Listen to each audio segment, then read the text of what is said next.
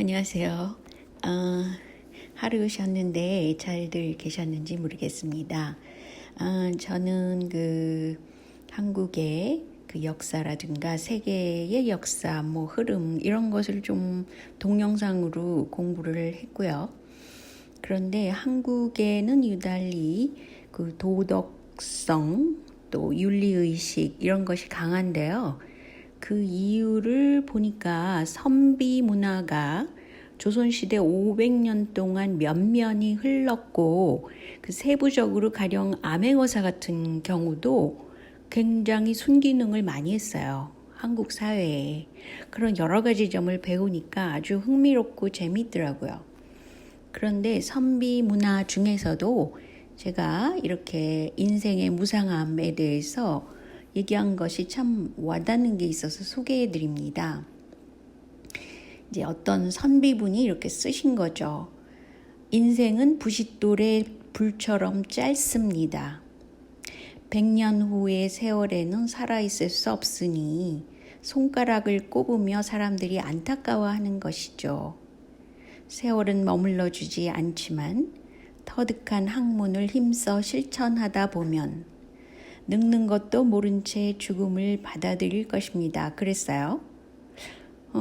참 와닿는, 선비로서 와닿는 그런 글이라고 생각합니다. 특히 여기서 보면 터득한 학문을 힘써 실천하다 보면 이것이 한국 사회를 굉장히 도덕적으로 만드는 것 같아요. 그러니까 그 짧은 인생을 가치 있게 살아가는 한국 분들 또 그런 문화를 갖고 있는 분들 굉장히 훌륭한 문화라고 생각지 않을 수가 없어요.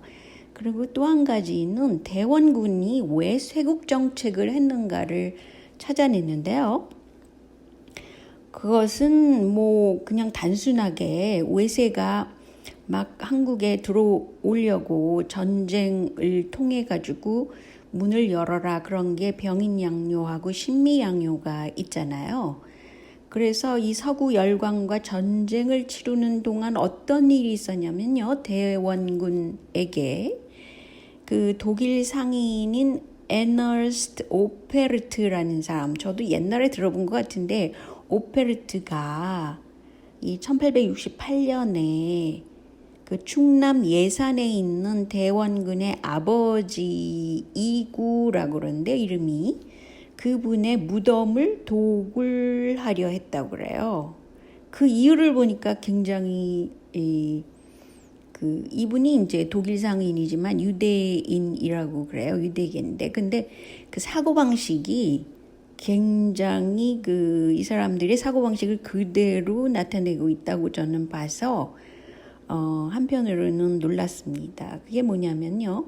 조선의 실권자였던 대원군 아버지의 시신을 무기로 해서 통상 압박을 하려 했다는 것이에요. 그래서 이제 이것을 보고 대원군 입장에서는 이 폐륜적인 행위다. 돈벌이를 하려는 금수만도 못한 서양 오랑캐다. 이렇게 공분을 했다 그래요. 그러니까 쇄국 정책을 더 강화하게 되는 것이죠.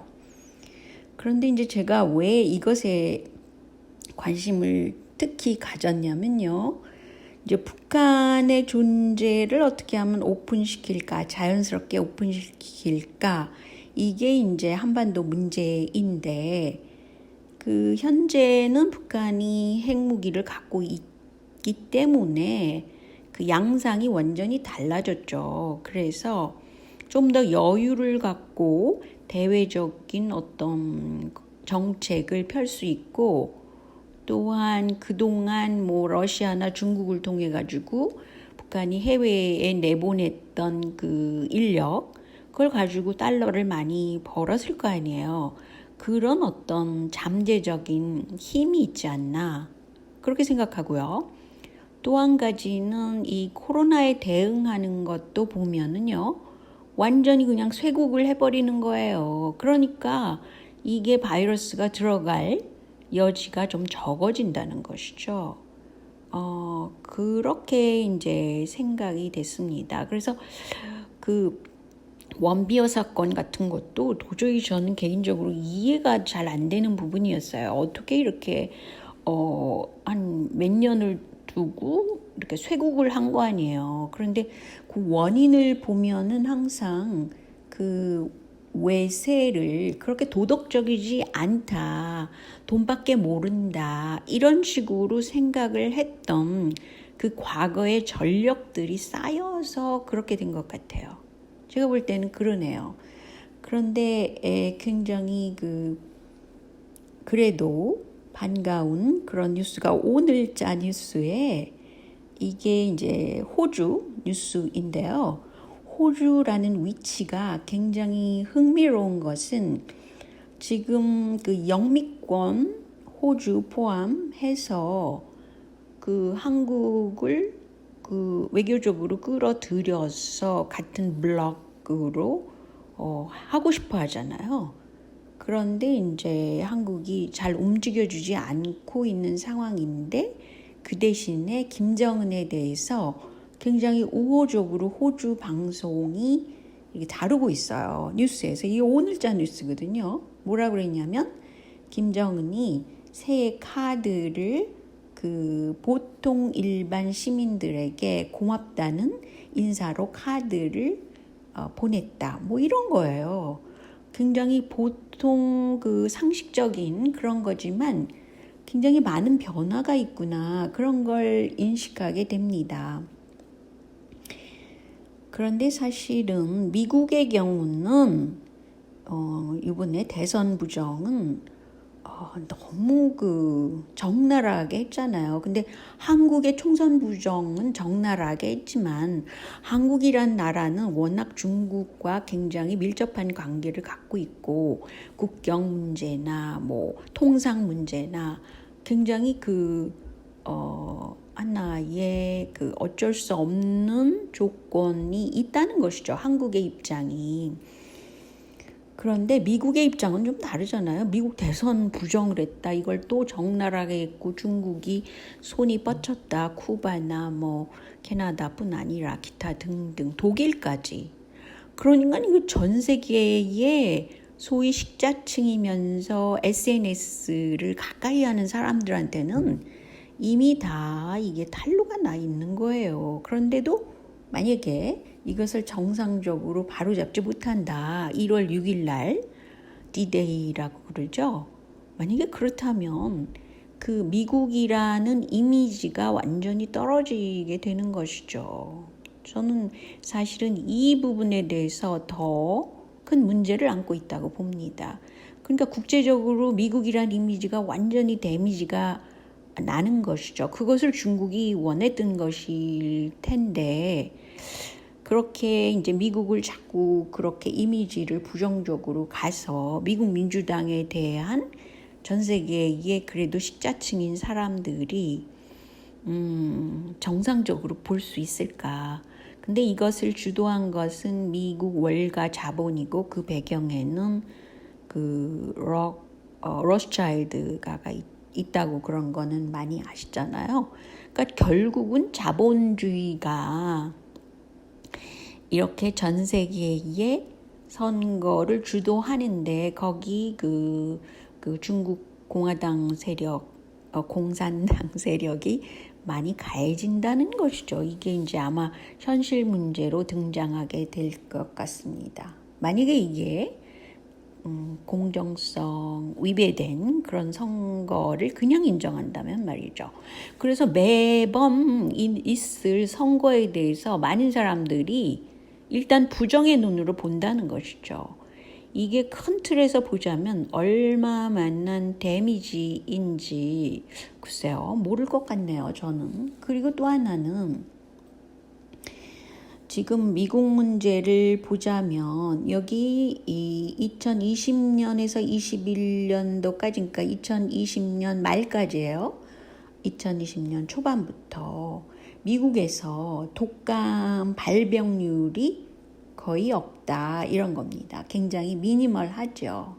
이게 독감 발병을 말한 겁니다. 인플루엔자 시즌 위크니까요. 그런데 말이죠. 여기 또 보시면은 2019년에는 이 독감 발병을 한 것이 굉장히 자주 있었다는 거예요. very high까지 나오죠. 그리고 뭐 빨간 표시가 막 있는 건 독감이 많이 있었다라는 것입니다. 그런데 어떻게 이렇게 차이를 둘 수 있냐. 2019년 독감은 이렇게 많았는데 2020년 독감 발생률은 이렇게 적었다. 그러니까 독감 증세와 코땡땡의 증세와 거의 비슷하기 때문에 이것을 접한 많은 사람들은 독감 환자를 코땡땡 환자로 만들었구나 이렇게 생각할 수밖에 없죠. 그렇게 된다면 이렇게 가령 이 통계라는 것은 어떻게 바꿀 수가 없잖아요. 분명히 드러나는 것이죠. 그러니까 독감 환자를 다 코땡땡 환자로 만들어버리고 그 사람들이 이제 많은 사람들이 노인층인 경우엔 죽어나가게 되는구나. 물론 저도 코땡땡에 걸렸었습니다. 2월 말에 한국에서 비행기 타고 오다가. 그렇기 때문에 독감보다는 더 지독한 바이러스인 건 확실해요. 그렇지만 충분히 저는 일반 약을 하나도 먹지 않고 비타민 C, 비타민 D, 또 아이언 뭐 이런 걸 먹고 그리고 한국 음식 김치라든가 청국장 원래 제가 좋아하기 때문에 그런 걸 먹고 났단 말이죠.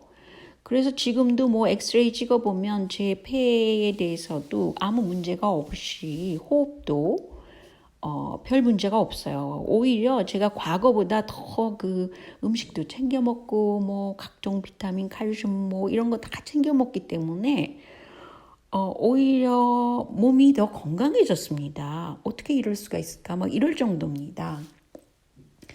그런데 어쨌든 이렇게 자연 치료가 된다는 것이죠. 제가 말씀드리고 싶은 것은.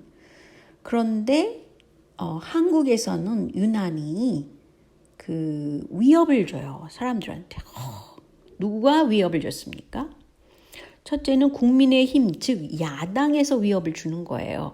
야당에서는 특별히 유승민 씨 같은 경우에는 그 백신을 무조건 접종해라 그런 법적인 것을 강요하도록 그런 걸 제안한 적이 있습니다. 과거에. 그러니까 주로 전 세계를 하나로 단일화하려는 세력들이 물론 이런 코땡땡도 발발시킨 거 아니겠어요? 지금 빌 게이츠가 생각하는 것과 딱 일치하잖아요.